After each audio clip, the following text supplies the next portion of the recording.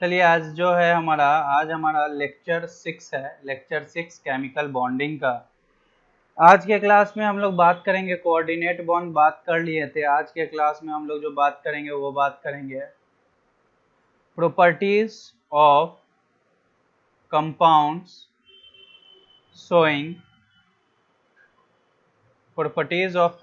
Showing covalent और coordinate bond.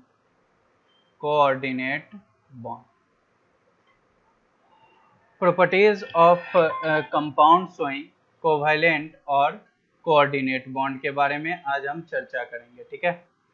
Properties of compound showing covalent और coordinate bond के बारे में आज चर्चा करेंगे कि क्या होता है। सबसे पहला हम जो चर्चा करेंगे वो चर्चा करेंगे फिजिकल स्टेट के बारे में। सबसे पहला जो चर्चा करेंगे वो किसके बारे में चर्चा करेंगे? फिजिकल स्टेट के बारे में, ठीक है।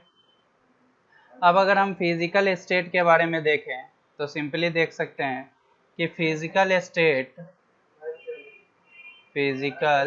States of this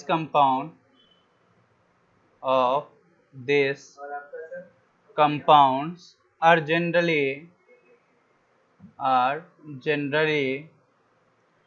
liquid or gas, but some of them may exist as soft solid। इसका मतलब क्या हुआ? इसका मतलब हुआ कि जो फिजिकल स्टेट है कंपाउंड्स के वो जनरली क्या होते हैं? लिक्विड और गैस होते हैं, लेकिन कुछ कंपाउंड जो है वो सॉफ्ट सॉलिड की तरह भी एग्जिस्ट करता है। जैसे कि एग्जाम्पल के तौर पे हम देखेंगे सॉफ्ट सॉलिड कंपाउंड का, तो कौन कौन आ जाएगा? I2, H8, P4, ये सब हो जाएगा हमारा सॉफ्ट सॉलिड। अगर हम गैस की बात करते हैं तो F2, Cl2, ये सब हमारा गैस हो जाएगा। और अगर हम लिक्विड की बात करते हैं तो Br2, ये सब हमारा क्या हो जाएगा? लिक्विड हो जाएगा। तो ये हमारा चर्चा है फिजिकल स्टेट के बारे में, इसको नोट डाउन कीजिए आप लोग।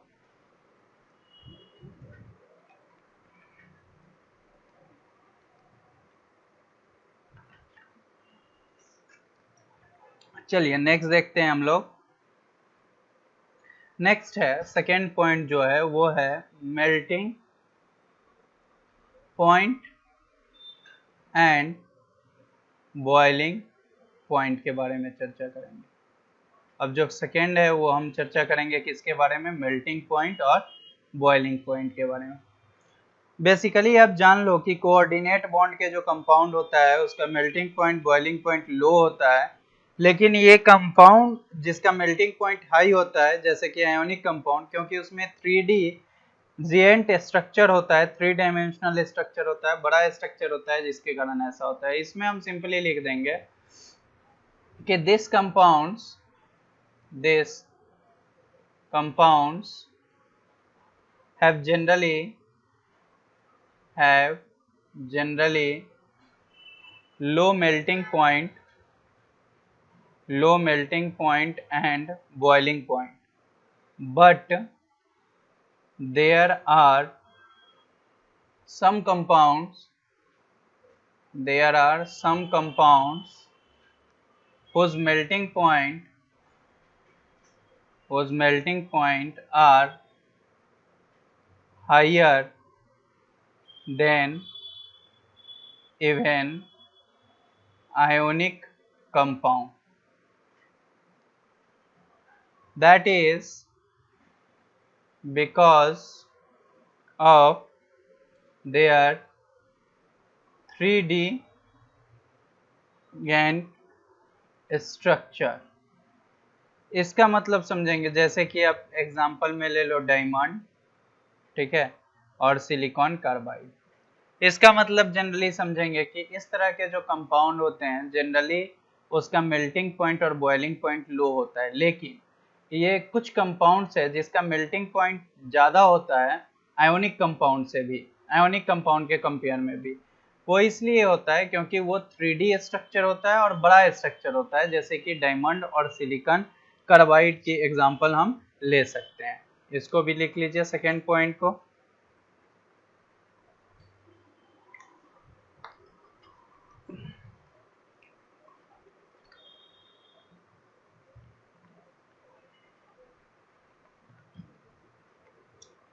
थर्ड पॉइंट में हम बात करेंगे कंडक्टिविटी की। थर्ड पॉइंट में जो हम बात करने वाले हैं वो किसकी बात करेंगे? कंडक्टिविटी। कंडक्टिविटी के बारे में बात करते हैं। बेसिकली ये जो कंपाउंड होता है नॉर्मली बैड कंडक्टर होता है इलेक्ट्रिसिटी का, लेकिन कुछ कंपाउंड जो है वो इलेक्ट्रिसिटी को कंडक्ट करते हैं दो कारण से, एक पोलर नेचर के कारण से और एक सेल्फ आयोनाइजेशन के कारण से।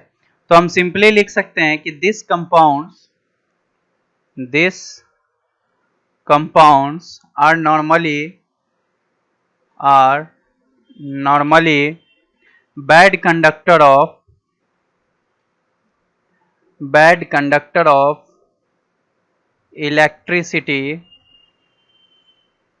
but some compounds may conduct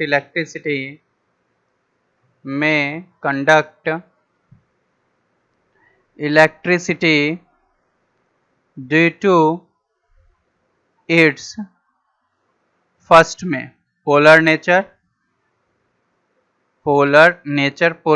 जैसे कि HCl हो गया, HBr हो गया, और सेकेंड जो नेचर है वो है सेल्फ आयोनाइजेशन।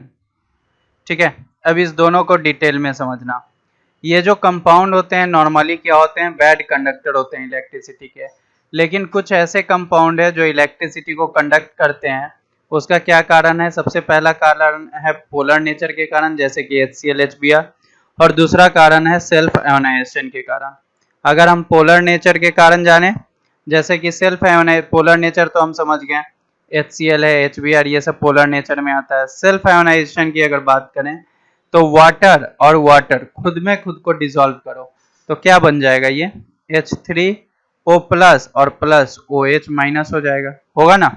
मतलब ये हम यहाँ पे लिख सकते हैं, it is not defined only for water. ये सिर्फ वाटर के लिए नहीं डिफाइन है, it is also defined for, example के तौर पे ले लेंगे एमोनिया को भी सेल्फ आयोनाइजेशन करवाएंगे तो क्या दे देगा हमको? वो हमको दे देगा NH4 plus plus NH2 minus. ठीक है, अगर नेक्स्ट सेल्फ आयोनाइजेशन करवाएं एसिटिक एसिड के साथ तो क्या दे देगा हमको? HCOOH2 प्लस और प्लस HCOO माइनस, ये दे देगा। तो बेसिकली सेल्फ आयोनाइजेशन का मतलब ही होता है कि H2O है तो H2O में डिसॉल्व करवाओ तो क्या दे रहा है? H3O plus OH minus. यह सिर्फ वाटर में ही सेल्फ आयोनाइजेशन नहीं हो सकता है, एमोनिया में भी हो सकता है, एसिटिक एसिड में भी हो सकता है। ठीक है, इसी को हम लोग सेल्फ आयोनाइजेशन कहते हैं। ठीक है, नोट करके हम यहाँ पे एक बात लिखेंगे, यहाँ पे हम लिख सकते हैं नोट करके कि ग्रेफाइट जानते हो गुड कंडक्टर होता है। Graphite is a covalent compound. Graphite हमारा क्या है? कोवैलेंट कंपाउंड है। And it is also conduct electricity due to presence of mobile electrons। ठीक है, मतलब ग्रेफाइट जो होता है वो क्या होता है? ग्रेफाइट एक तरह का कोवैलेंट कंपाउंड है, लेकिन ग्रेफाइट नॉन मेटल होने के कारण भी वो गुड कंडक्टर होता है इलेक्ट्रिसिटी का। ठीक है, क्योंकि उसमें मोबाइल इलेक्ट्रॉन प्रेजेंट होता है या फ्री इलेक्ट्रॉन्स प्रेजेंट होते हैं। जल्दी से इसको लिखिए।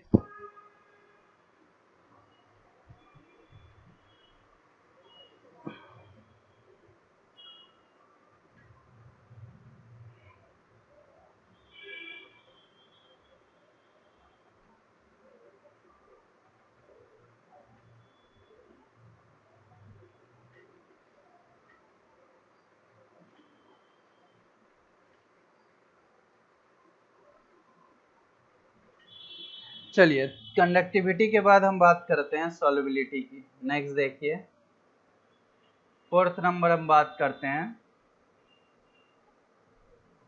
सॉल्युबिलिटी। सॉल्युबिलिटी के बारे में अगर बात करेंगे बेसिकली, तो हम जानते हैं कि लाइक डिसॉल्व लाइक कॉन्सेप्ट के अनुसार ये कंपाउंड नॉन पोलर सॉल्वेंट में सॉल्युबल है। मतलब यहाँ पे लिख देंगे due to like dissolve like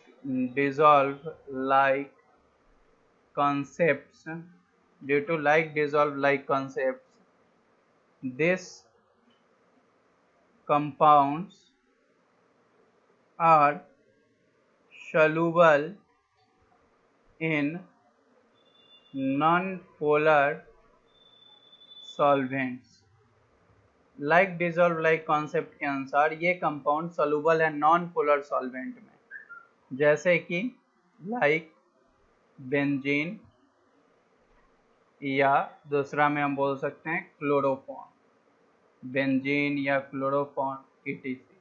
ठीक है, इसके अनुसार से। ठीक है, मतलब हम ये बोल सकते हैं कि लाइक डिसॉल्व लाइक कॉन्सेप्ट के अनुसार ये कंपाउंड जो है वो सॉल्युबल होता है नॉन पोलर सॉल्वेंट में, जैसे कि बेंजीन है, क्लोरोफॉर्म है, ईटीसी।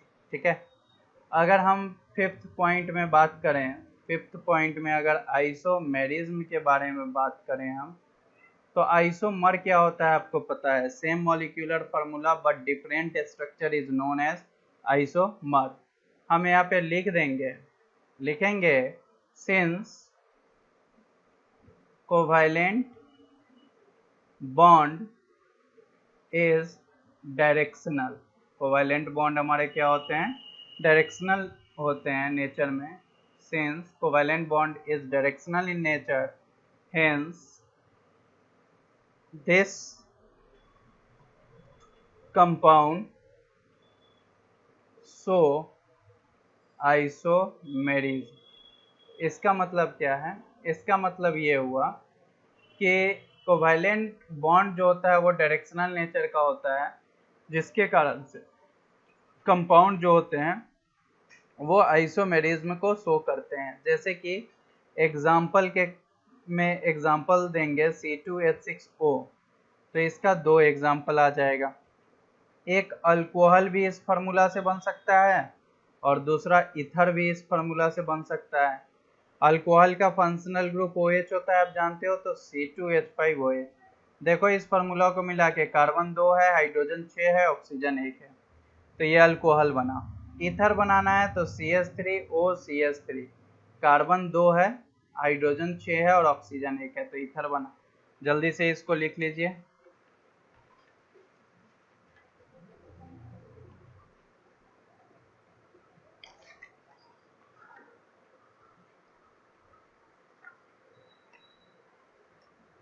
सिक्स है मॉलिक्यूलर रिएक्शन के बारे में। सिक्स हम जो देखते हैं वो मॉलिक्यूलर रिएक्शन के बारे में देखते हैं। तो नेक्स्ट देखिए सिक्स्थ नंबर किसके बारे में देखते हैं, मॉलिक्यूलर रिएक्शन के बारे में। अब मॉलिक्यूलर रिएक्शन के बारे में अगर हम देखते हैं सिक्स्थ में, तो बेसिकली हम जानते हैं कि कोवैलेंट कंपाउंड जो होता है वो मॉलिक्यूलर रिएक्शन देता है। मतलब उसमें बॉन्ड डिसोसिएशन भी हो सकता है और उसके साथ साथ बॉन्ड फॉर्मेशन भी हो सकता है। मतलब अगर हमको लिखना होगा यहाँ पे तो क्या लिख देंगे कि covalent compound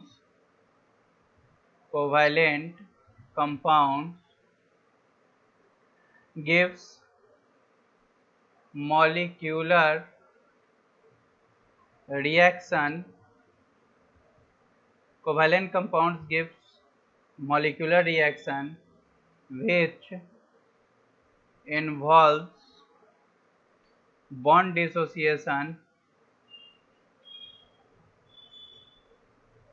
dissociation as well as bond formation। So they take finite time for their completion. That is, these reactions are therefore relatively slow.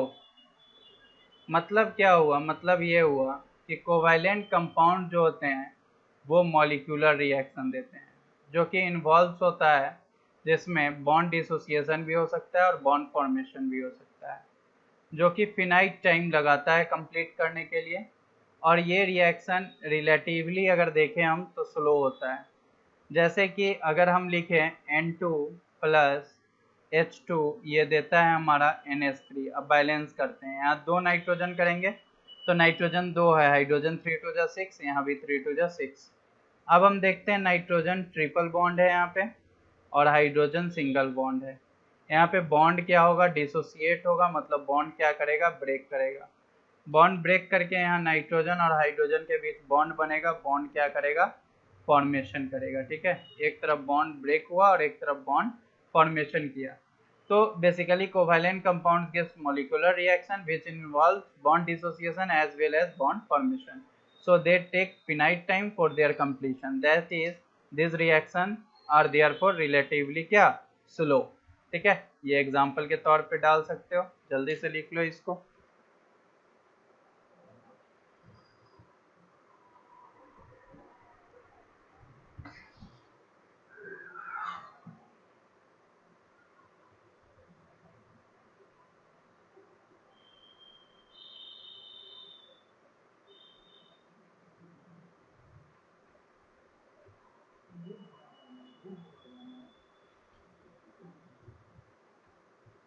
चलिए नेक्स्ट देखिए, अब नया टॉपिक है theories related to covalent bond के बारे में अब हम पढ़ेंगे। अब हमें नया टॉपिक मिल रहा है थ्योरीज, ठीक है, रिलेटेड टू कोवैलेंट बॉन्ड्स। मतलब अब वैसा थ्योरी जो कोवैलेंट बॉन्ड से क्या है, रिलेटेड है, उसके बारे में अब हम चर्चा करेंगे और पढ़ेंगे। इसमें बहुत सारे थ्योरी हैं कोवैलेंट बॉन्ड के, ठीक है, बहुत सारे थ्योरी हैं कोवैलेंट बॉन्ड के। There are various theory for covalent bond, ठीक है, बहुत सारे थ्योरी हैं कोवैलेंट बॉन्ड के। तो उस थ्योरी के बारे में हम चर्चा करेंगे, ठीक है, उस थ्योरी के बारे में हम क्या करेंगे, चर्चा करेंगे। तो उस थ्योरी के बारे में चर्चा करेंगे। तो यहाँ पे लिखते हैं there are various theory for covalent bond. Covalent bond के लिए बहुत सारे थ्योरी होते हैं, ठीक है। सबसे पहला जो थ्योरी होता है उस थ्योरी का नाम है लेविस थ्योरी, लेविस थ्योरी। दूसरा जो होता है उसको हम लोग कहते हैं वीवीटी। वीवीटी का मतलब होता है वैलेंस बॉन्ड थ्योरी, ठीक है। तीसरा जो होता है उसको हम लोग कहते हैं VSEPR। इसका मतलब होता है valence shell electron pair repulsion theory, valence shell electron pair repulsion theory. और फिर एक होता है जिसको हम लोग बोलते हैं एमओटी। एमओटी का मतलब होता है मॉलिक्यूलर ऑर्बिटल थ्योरी, ठीक है। तो बेसिकली ये हमारा थ्योरी है। There are various theory for covalent bond, बहुत सारे थ्योरी होते हैं कोवैलेंट बॉन्ड के, जिसमें सबसे पहला आता है लिविस थ्योरी, सेकेंड में जो आता है वो आता है VVT valence bond theory, third में जो आता है वो आता है VSEPR valence shell electron pair repulsion theory, और फिर जो आता है वो आता है एमओटी। एमओटी का मतलब होता है मॉलिक्यूलर ऑर्बिटल थ्योरी। तो ये चार तरह का थ्योरी हमको पढ़ना है, जिसमें अभी सबसे पहले जो हम पढ़ेंगे वो इसके बारे में पढ़ेंगे, लेविस थ्योरी के बारे में। पहले इतना लिखिए फिर पढ़ाते हैं।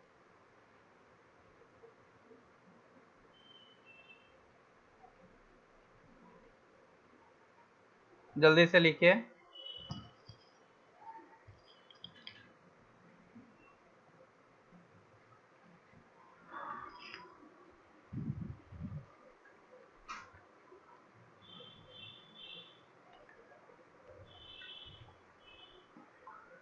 चलिए अब बात करते हैं लेविश थ्योरी के बारे में।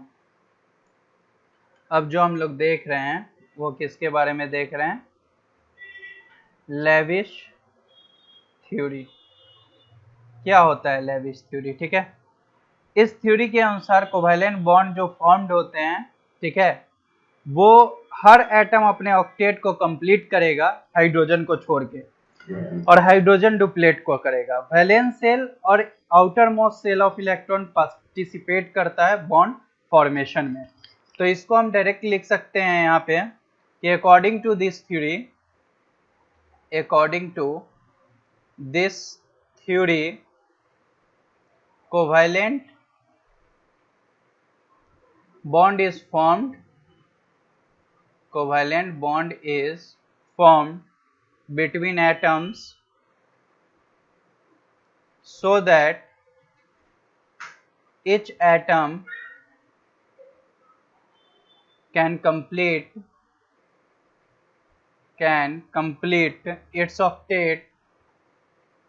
its octet except hydrogen, which completes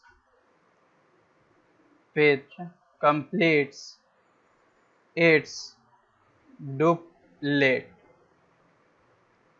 Only valence shell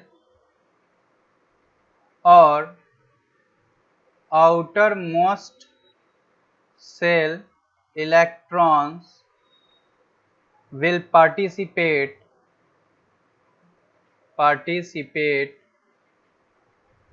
in the process of bond formation।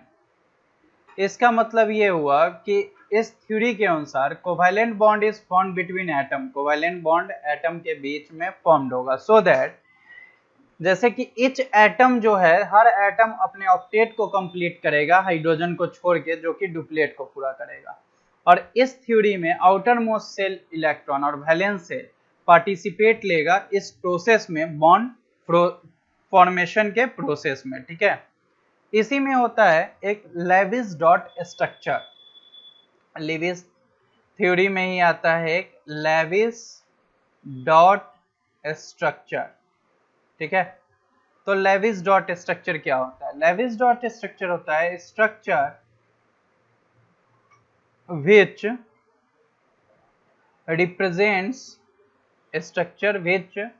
represents bond between atoms, and in this structure outermost cell electrons are represented by dots, since it is proposed by Levish. So it is known as Levish dot structure। इसका मतलब क्या हुआ कि structure जो कि represent करेगा, structure जो क्या चीज को रिप्रेजेंट करें? स्ट्रक्चर जो रिप्रेजेंट करता है बॉन्ड और एटम के बीच में, वो स्ट्रक्चर का outer most shell electron represent होता है डॉट के द्वारा। ठीक है, और ये जो प्रपोज किए थे, ये कौन प्रपोज किए थे? लेविस। इसलिए इसको हम लोग क्या बोलते हैं? इसको हम लोग लेविस डॉट स्ट्रक्चर बोलते हैं। इसको हम लोग क्या बोलते हैं? लेविस डॉट स्ट्रक्चर, इसी को बोला जाता है। ठीक है, अब इसको हम लोग लेविस डॉट स्ट्रक्चर बोलते हैं। अब लेविस डॉट स्ट्रक्चर ड्रॉ कैसे करते हैं, इसको हम लोग देखेंगे। पहले इतना फटाक से लिखिए।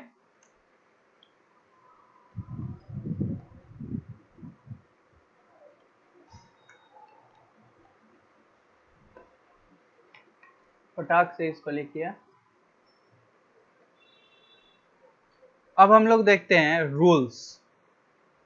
तो यहाँ पे लिखेंगे rules to draw Lewis dot structure. क्या रूल्स है लेविस डॉट स्ट्रक्चर बनाने के? सबसे पहला है कि selection of central atom in the given compound. सबसे पहले हम लोग क्या निकालेंगे? सेंट्रल एटम निकालेंगे। जो कंपाउंड्स दिया हुए है उसमें हम लोग सबसे पहले क्या निकालेंगे? Central atom. Selection of central atom in the given compound. ठीक है, अब सेंट्रल एटम को हम लोग कैसे सेलेक्ट करेंगे? तो यहाँ पे लिख देंगे rules for selecting central atom.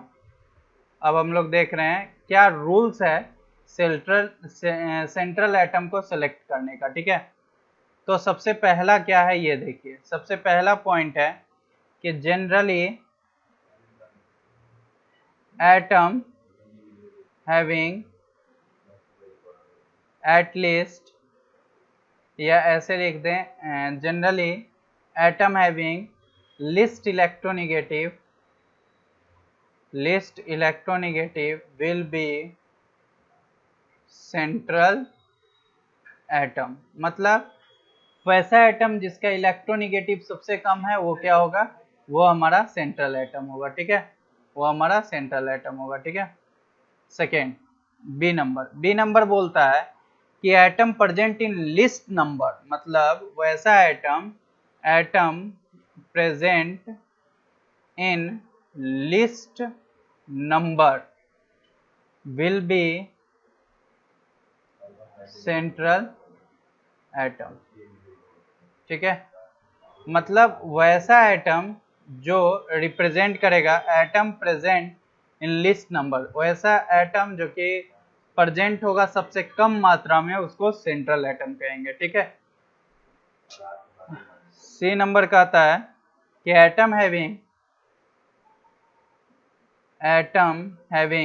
Highest atomic mass will be central atom। मतलब इसका क्या हो गया कि वैसा एटम जिसका एटॉमिक मास सबसे ज्यादा होगा वो भी क्या है? हमारा सेंट्रल एटम है। ठीक है, डी नंबर कहता है atom having largest size will be central atom। वैसा एटम जिसका सबसे ज्यादा साइज होगा वो सेंट्रल एटम होगा। ठीक है, और ई नंबर में कहता है कि atom which can form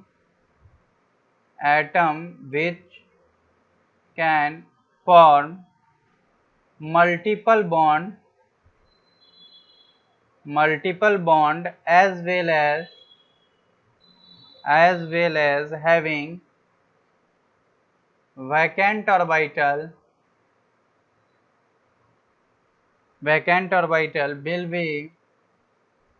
will be central atom। मतलब कि वैसा एटम जो कि मल्टीपल बॉन्ड बनाएगा और उसके साथ साथ वैकेंट ऑर्बिटल होगा, उसको भी हम सेंट्रल एटम मान सकते हैं। जैसे कि अब एग्जांपल हम लेते हैं कि किसको सेंट्रल एटम मानेंगे। ठीक है, जैसे कि HNO3 है, नाइट्रिक एसिड है हमारा, इसमें सेंट्रल एटम किसको मानना है? H2SO4 है, BF3 है, CH4 है, CF4 है, CH4 नहीं CF4 है। ठीक है, कौन है? CF4। तो BF3 है, फिर क्या है? CF4 है, फिर S3PO4 है, फिर क्या है? S3PO2 है, फिर SO3 है, SO2 है, ETC। ये सब हमारे क्या हैं? ये सब हमारे कंपाउंड है। अब इसमें हमको सेंट्रल एटम क्या करना है, फाइंड आउट करना है। कैसे करेंगे, तो हम जान जाओ कि HNO3 में सबसे लिस्ट इलेक्ट्रोनिगेटिव कौन है, उसके सबसे कम नंबर में कौन है, जिसका एटॉमिक मास सबसे हाईएस्ट होगा और लार्जेस्ट, मतलब ये पांचों कंडीशन देखना, जिसमें मैक्सिमम कंडीशन आएगा वो सेंट्रल एटम। नाइट्रोजन हो गया, इसमें सल्फर, इसमें बोरॉन, इसमें कार्बन, इसमें फास्फोरस, इसमें भी फास्फोरस, इसमें सल्फर, ये सब सेंट्रल एटम है। इसको नोट डाउन कीजिए, ये पहला पॉइंट था, सिलेक्शन ऑफ सेंट्रल एटम। ठीक है, जल्दी से इसको लिखिए।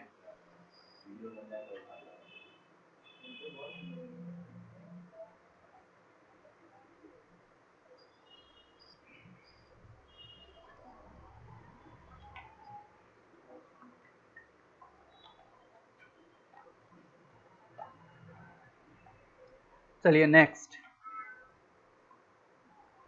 सेकेंड हम देखते हैं। ये पहला पॉइंट था कि सेंट्रल एटम सेलेक्ट कैसे करेंगे। दूसरा पॉइंट है कि hydrogen and fluorine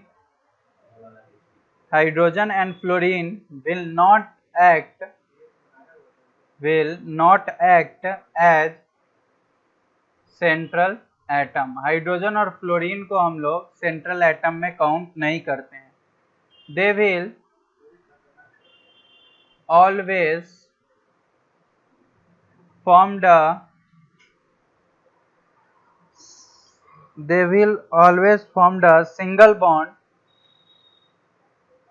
single bond and present at corner। इसका मतलब क्या हुआ, इसका मतलब हो गया कि हाइड्रोजन और फ्लोरीन एक्ट नहीं होता है सेंट्रल एटम के तरह, ये ऑलवेज जो है ये फॉर्म होता है सिंगल बॉन्ड या कॉर्नर में प्रेजेंट होगा, हमारा सेकेंड पॉइंट। थर्ड पॉइंट देखिए क्या कह रहा है। थर्ड पॉइंट कहता है कि if oxygen appears at the middle, then it forms two single bonds, and at corner it will form double bond। इसका मतलब हो गया कि ऑक्सीजन अगर अपीयर्स होगा मिडिल में, बीच में, तब ये फॉर्म करेगा दो सिंगल बॉन्ड्स, और अगर ये कॉर्नर में होगा तो ये फॉर्म करेगा डबल बॉन्ड। ठीक है, तब ये फॉर्म करेगा डबल बॉन्ड। फोर्थ पॉइंट कहता है कि डबल बॉन्ड, या ये भी थर्ड पॉइंट में ये भी लिख सकते हैं हम कि negatively charged oxygen will be present at corner and form single bond। Negatively charged oxygen जो होते हैं वो प्रेजेंट होते हैं कॉर्नर पे और वो फॉर्म करते हैं सिंगल बॉन्ड। फोर्थ पॉइंट हम देखेंगे कि if positive charge is present in compound, then if positive charge is present in compound, then it will be on central atom,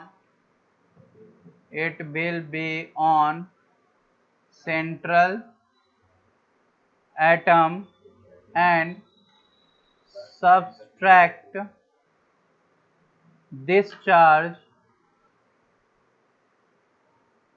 from valence electron.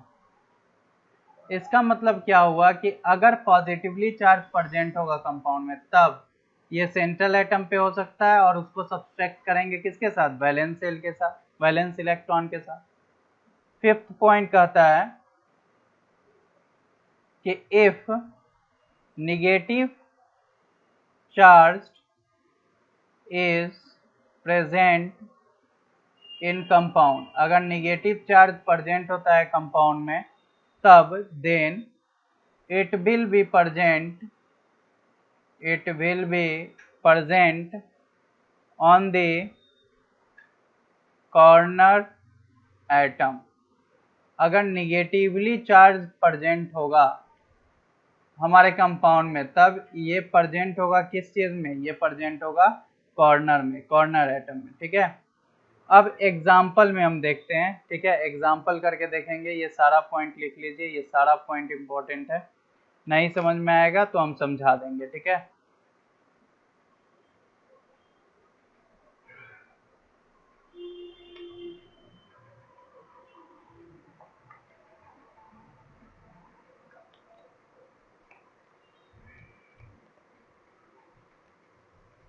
चलिए देखिए बनाते कैसे हैं हम। ठीक है, जैसे सबसे पहला एग्जांपल हम लेंगे नाइट्रिक एसिड का, HNO3। इसमें सेंट्रल एटम कौन होगा, नाइट्रोजन। लिख दीजिए नाइट्रोजन। नाइट्रोजन टोटल कितने पे आता है ये हमको पहले देखना होगा। ठीक है, ठीक है, तो सबसे पहले वैलेंस इलेक्ट्रॉन की हम बात करेंगे। तो हाइड्रोजन का वैलेंस इलेक्ट्रॉन 1, नाइट्रोजन का 5 और ऑक्सीजन छठा ग्रुप में है और 3 है, तो 6 इंटू 3 टोटल वैलेंस इलेक्ट्रॉन कितना हुआ, 18 5 23 और 1 24 वैलेंस इलेक्ट्रॉन आ गया। तो हम सबसे पहले लिखते हैं वैलेंस इलेक्ट्रॉन अगर 24 आया है तो सबसे पहले बनाते हैं 2 3 4 ऑक्सीजन ऑक्सीजन ऑक्सीजन। हाइड्रोजन हमारा 2 है, ऑक्सीजन का 6 होता है, तो 2 2 4 1 5 और 1 6, 2 2 4 1 5 और 1 6, इसका 2 2 4 2 6। कैसे बनाएंगे हम, तो हम सिंपली देख रहे हैं नाइट्रोजन 5 है, ऑक्सीजन 6 है, 7 और 1 8, 5 2 7 हो गया। और ये ऐसे 6 1 7 और एक हाइड्रोजन के साथ इधर बना लेगा 8। उसी तरह ये 6 1 7 और एक हाइड्रोजन के साथ 8। नाइट्रोजन 5 2 7 1 8 हो गया। इससे जब जैसे ही जुड़ेगा तो ये तो 8 होगा। ठीक है, लेकिन 6 7 8। ठीक है, अब नाइट्रोजन पे कैसा चार्ज आ जाएगा, पॉजिटिव चार्ज आ जाएगा। ठीक है, और यहाँ पे तो हाइड्रोजन हमारा नहीं है। अब इससे क्या समझना है कि ये 7 और 1 8, एक निगेटिव चार्ज हमको यहाँ चाहिए, तो एक निगेटिव चार्ज। अब देखो तो ये पूरा ऑक्टेट कंप्लीट किया। नाइट्रोजन का 5 होता है, 6 1 बॉन्ड 7 8 और 9 और प्लस का मतलब एक लॉस कर दिया, तो 8 6 2 8 6 2 8, ये डुप्लेट पूरा किया और ये 6 1 7 और 1 8। Valence electron 24। शेयर्ड इलेक्ट्रॉन की अब बात करते हैं। तो शेयर्ड इलेक्ट्रॉन जब निकालेंगे तो शेयर्ड इलेक्ट्रॉन कैसे निकालेंगे, कितना इलेक्ट्रॉन शेयर किया है, 2 2 4 2 6 2 8 2 10, तो शेयर इलेक्ट्रॉन 10।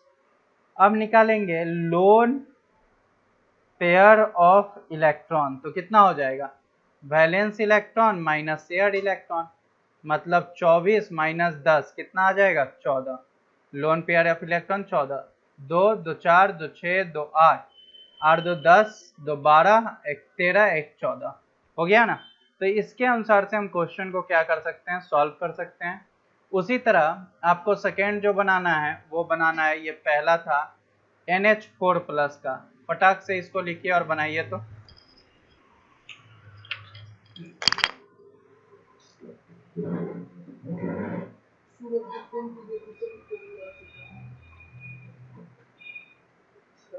साढ़े 7 में तुम्हारा भी होगा, तो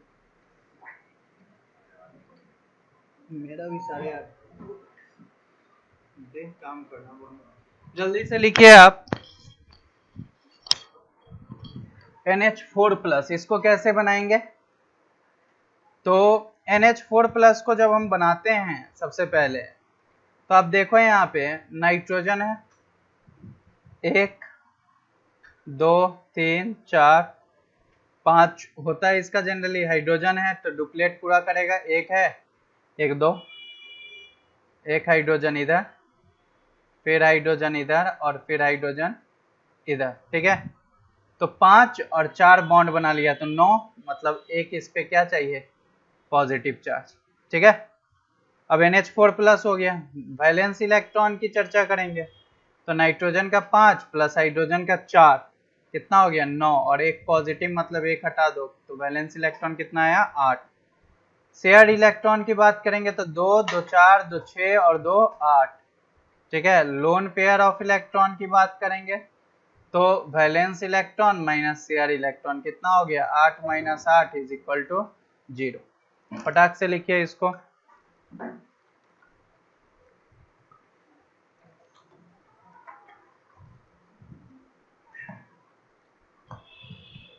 जल्दी से लिखिए।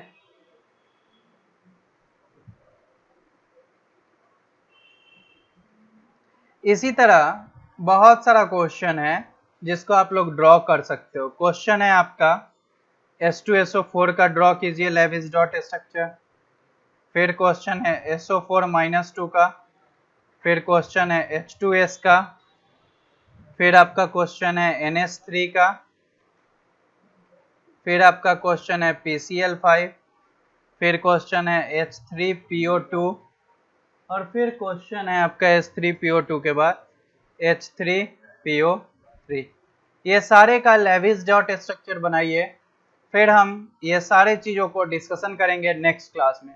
Thank you.